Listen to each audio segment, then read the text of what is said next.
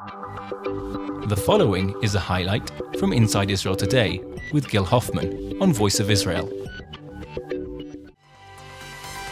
Hi, we're back here in Inside Israel Today with Gil Hoffman. Gil is away. As I said, I'm Daniel Seaman from In the Lion's Den, filling in for Gil as he's out of Israel. I want to thank my tech here, Pinchas Orbach, for joining us and helping me make this show possible. We ended the last half of the show discussing whether or not Israel is isolated in the world. And our former ambassador to many countries in Europe, Ehud Gol, mentioned that we don't have to panic. It's not the perfect situation, but Israel has many friends. And I've been saying for often in the years I worked in government that people like to look at our situation with the United States, the UN, and Europe, ignoring the fact that that's not even half the world. There's a much bigger world out there. And among these places is countries in Africa, not to mention Asia. Two of the biggest countries, China and India. And India is the greatest democracy in the world, and Israel has a very special relationship with India for many years. Israelis, after the army, before the army, it's a favorite place for Israelis to go to. It's established a very special relationship between the Indian people and the Israeli people. But over the past few years, very interestingly, there has been some people call it a honeymoon, maybe a secret affair going on between Israel and India. The relationship has been getting closer and closer. Many shared values, but also shared interests. And since the election of the Prime Minister Narendra Modi in India, this relationship has blossomed. He met for the first time with the Prime Minister of Israel in New York at the United Nations last year. And yesterday we had the announcement that the Prime Minister of India, Narendra Modi, is going to visit Israel for the first time. It's the first time that these two democracies created in the aftermath of World War II, it's the first time that their Prime Minister is coming to the State of Israel. And this is very indicative of the growing relationship between the two countries. Well, to talk about that visit, the significance of it, and the blossoming relationship between Israel and India, I asked I looked to contact an old friend of mine who I've interviewed several times in programs here on Voice of Israel, but also when filling in for other show hosts. His name is Vijeta Uniyal. He is an Indian writer based in Europe. He graduated from Nehru University in New Delhi, but he's right now a contributing editor for the UK-based Commentator and a distinguished senior fellow at the New York-based Gatestone Institute, and also a contributor to the online magazine Jewish Business News. Vijeta, thank you for joining us here. Welcome. It's great to be here.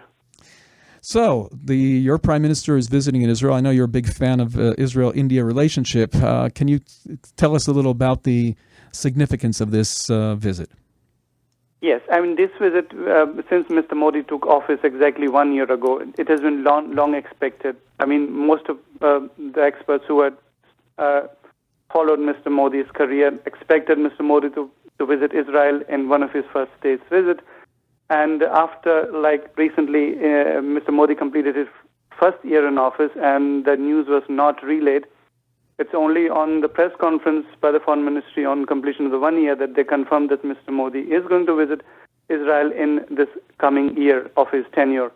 So this is not much of a surprise, although it would be important to see the context and the timing of the announcement, and we can go into detail when we talk on that. When the dates are, we'll be talking again about them when we get the exact dates. Yeah. Yes. It hasn't happened before. Why has there, despite the fact of being two democracies, a lot of this had to do with the Cold War era, why haven't Israel and India had more of a relationship until recent years? And then why has this changed? Yes, it was a relationship in the making. I think in the 90s, India had to rely on Israeli defense expertise, especially on the aerial vehicle, the drones, which helped India to defeat incursion in Kashmir. And it became very clear to political parties on either side of the aisle, right or left, that Israel is a serious partner, and it has helped us repeatedly in armed conflict. So decision in 90s was made, which was also it was a consensus decision with all political parties to take the relationship to the next state. And all the hesitation towards opening up to Israel was only from India's side. Israel has always helped us, India, in defense, and it was always open to helping in India in fields which are critical to India, like agriculture, technology, water resource management. So the hesitation was more on the Indian side. In the 90s, the shift had been coming.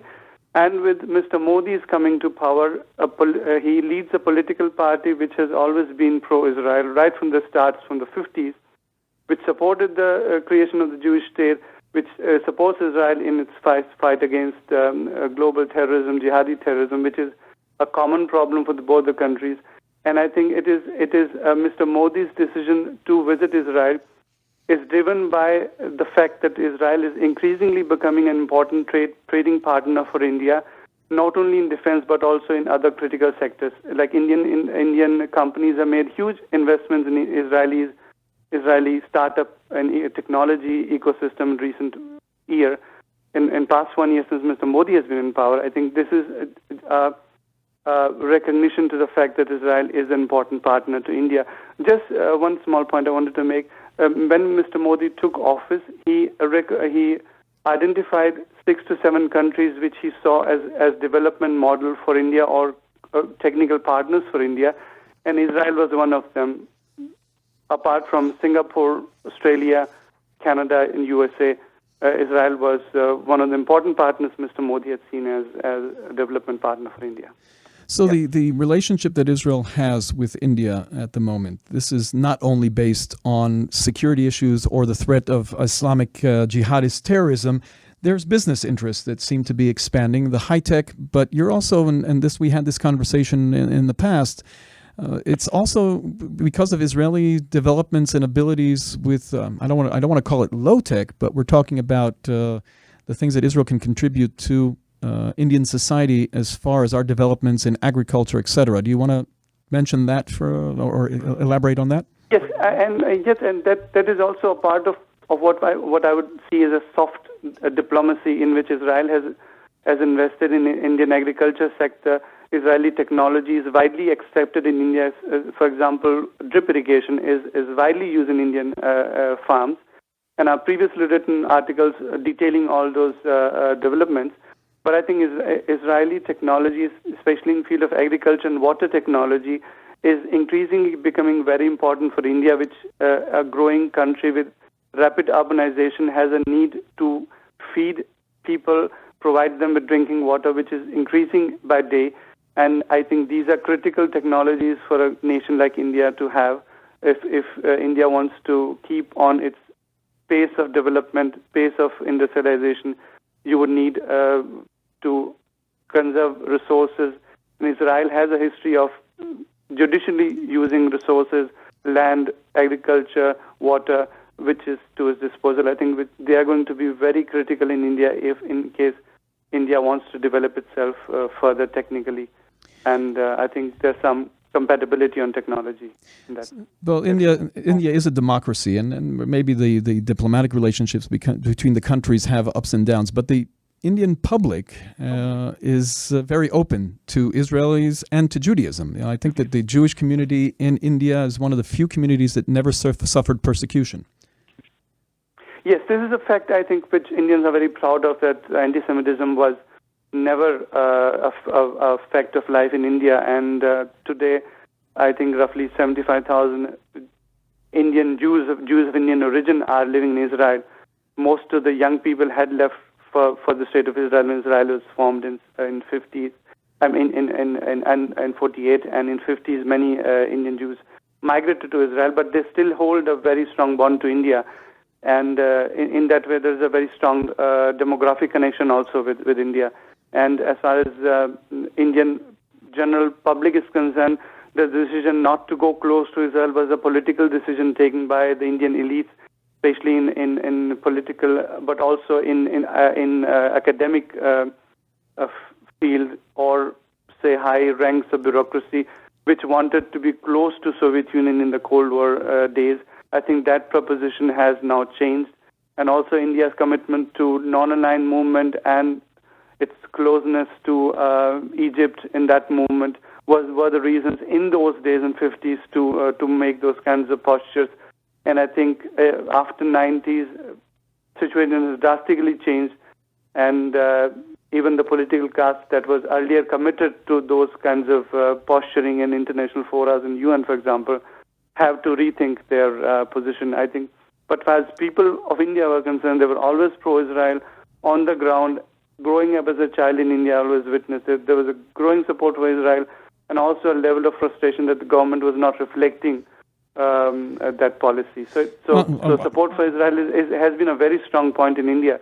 I mean, I can personally relate when I attended the first political rally of my life at 16. The one important point I still remember is the leader of the center-right party said that Israel is facing the terrorism which we are facing. So these are kind of connections people always made, but it was never made at the state level. Well, that's great that we are now changing that. Vijeta Uniyal, a Indian who lives, Indian writer based in Europe, presently contributing editor for the UK-based Commentator. Thank you for commenting on the future visit of the Indian Prime Minister to Israel and the growing relations between India and Israel.